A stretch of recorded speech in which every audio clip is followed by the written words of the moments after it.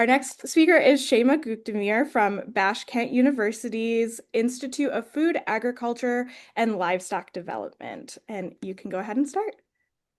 Sorry. Can you see my screen?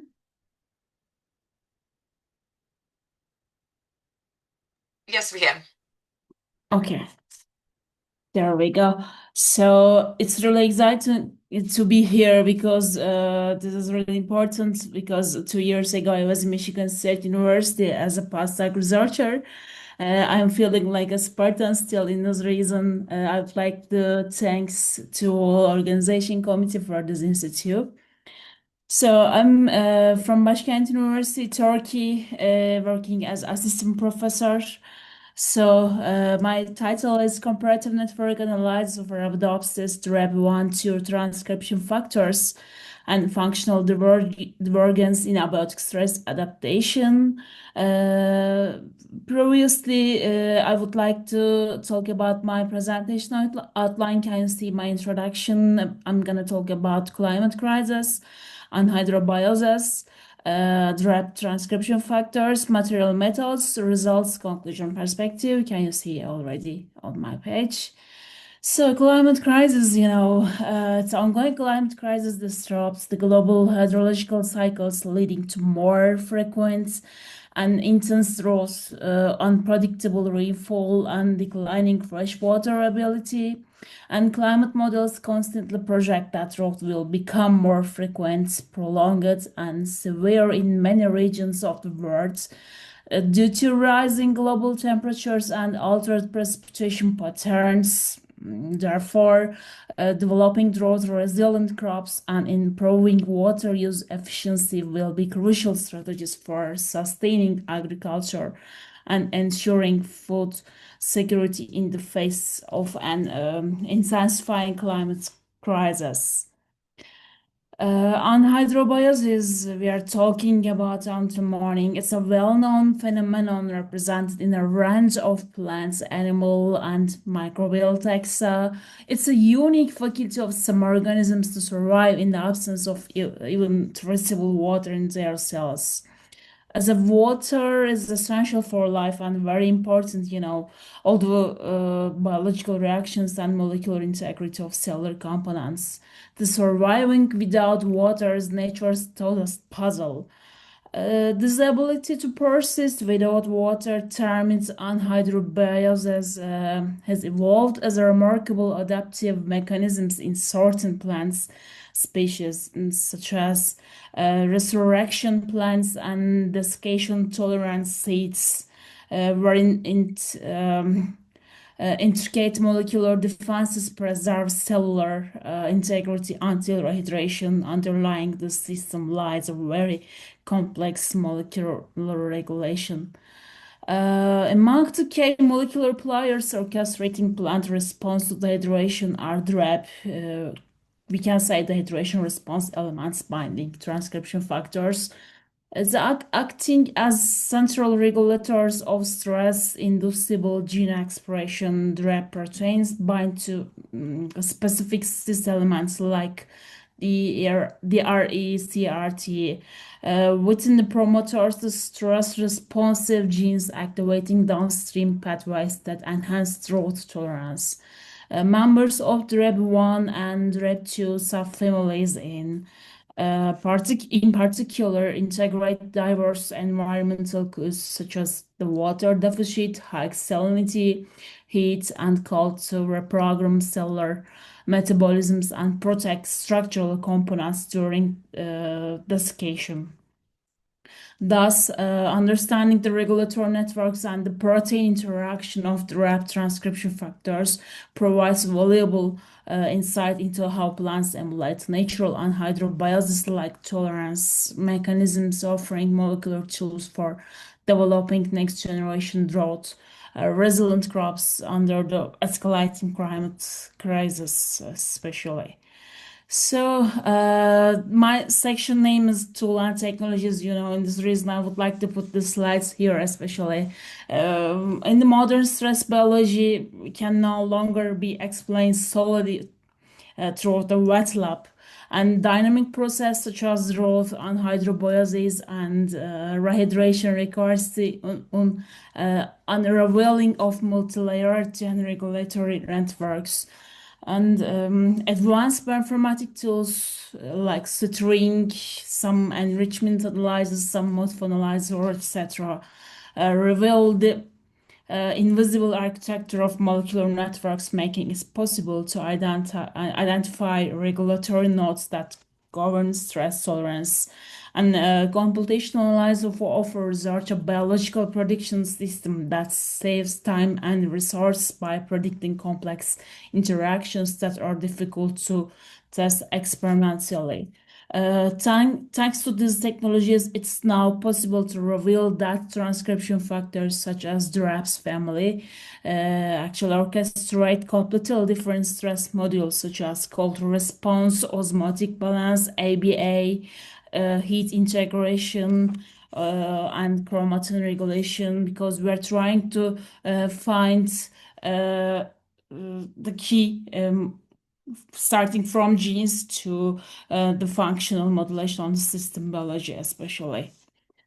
Okay, after that introduction section, I can say the aim of the study is illustrated the molecular regulatory networks underlying plant adaptation to growth and hydrobiosis through a comparative in silico analysis of Arabidopsis trap transcription factor family.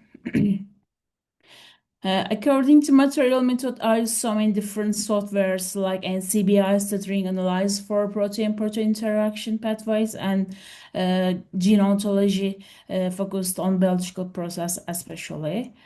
According to results, in here you can see one of them is a string protein-protein interaction pathway, other graph is the biological ontological pathway. According to results, the Rev1A is a central node in cold and growth response in Arabidopsis. The string network reveals that the Rev1A interacts strongly CB ferroregulons, you can see on the map, core 47 or core 15AB, it could be important, and ABA-dependent zinc finger factors maybe.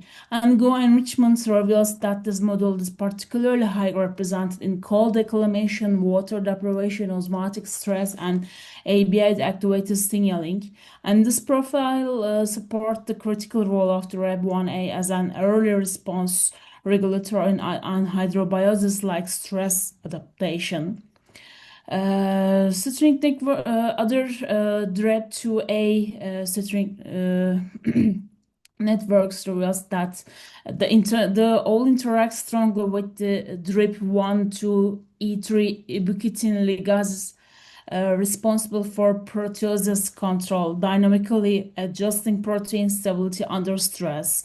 Furthermore, the heat shock factors like HSFA2-3 suggest that REP2A is a stress modulation node that integrates both temperature and thirsty signals. Garnishments indicates the REP2A is particularly prominent in water deprivation, similar to the previous one, response to organic substance, ABA-activated signaling, and lipid response and temperature stimulus process. It's also support the role of the DREB2A as a key driver of anhydrobiosis like metabolic restriction and intracellular stability mechanisms. DREB2B based network shows strong functional connection with chromatin regulators like SSRP1, histone, H4 or other importance, and classical stress targets genes like LTI64, AD2, RD22, and others similar. And NHX7, which is involved in ion osmoregulation process. This modular structure suggests that DREB2B function as both transcriptional regulator and signal integrator in abiotic stress, abiotic stress pathways, especially salt and water loss. DREP2C is a central regulator for integrates heat and draw stress by establishing strong connection with heat shock factors and ABA depends transcription factors, and the prominence of heat acclimation and ABA activated signaling process in ontological analysis suggests that DREP2C is a key driver of coordinated adaptation to climate stress, especially. But unlike other DREP members, DREP2E is an epigenetic hub that regulates the transcriptional environment in which stress signals are read. Rather than stress signals themselves, its interaction with chromatin regulators such as HMGB and CYD suggests that is rephrase DNA accessibility. The fact that transcription regulation emerged as only strong category in ontological analysis confirms that gene plays a fundamental regulatory role in stress adaptation. As a conclusion, the whole comparative network analysis shows us the rep transcription factors is have the concern with regulatory system, underpins general abiotic stress tolerance, and alongside distinct functional models tailored to specific environmental changes such as role, heat, and cold. And a special DREB1A was found to dominate cold acclimation network, whereas DREB2A and DREB2B exhibited strong connections to proteosis, osmotic balance, and ion homeostasis, reflecting adaptive strategies relevant to anhydrobiosis. This is an important point. And DREB2C and DREB2E were associated with chromatin remodeling and ABA-mediated crosstalk, suggesting a role transcriptional memory and rehydration recovery. Collectively, these findings illustrate that anhydrobiosis is the plants emerge from modular diversification of DREB signaling, enabling the coordination of cellular protection, repair, and reactivation mechanisms across hydration, transition, especially. So, what can we do for the future for that? Actually, all results demonstrate that we can engineer new stress circuits using the molecular structure of the RAPs with some CRISPR and synthetic biology systems, and combined with anhydrobiosis mechanisms, this provides a strong foundation for developing future plant varieties. We can use them for the plant breeding and resilient to multiple stress and adaptable to climate change. Of course, this is important points. Okay, thank you for listening. It was a little quick, I guess. Thank you so much, Şeyma. That was a great presentation. I like your little graphic there at the end. We do already have a question. So this is from Erin Cushing, and she's asking, do you know what role DREB plays in desiccation tolerance in seeds, especially during the onset of desiccation tolerance during maturation or germination? Actually, at the same time, we are working with some the experimental stage also. During C2, we have it depends to actually your working line. We have some specific line they have adapted to some draw stress, like maybe NDR1, I can say as example. If we can work with this line, we can say, yeah, this is tolerant seeds for this kind of stress, and it total depends to which lines you are working. Thank you. I'll give it a couple more seconds just in case any other questions come in. And again, just a reminder to everyone that if you do have questions or you think of questions later, go ahead and send them in the Q&A, add the name of the presenter so that we know who it's directed to. We will have a Padlet that we'll send out with all of the questions that people can answer in if they didn't get to answer live. So if there are no other questions, we will move on to our final speaker. Again, thank you, Şeyma. I thank you.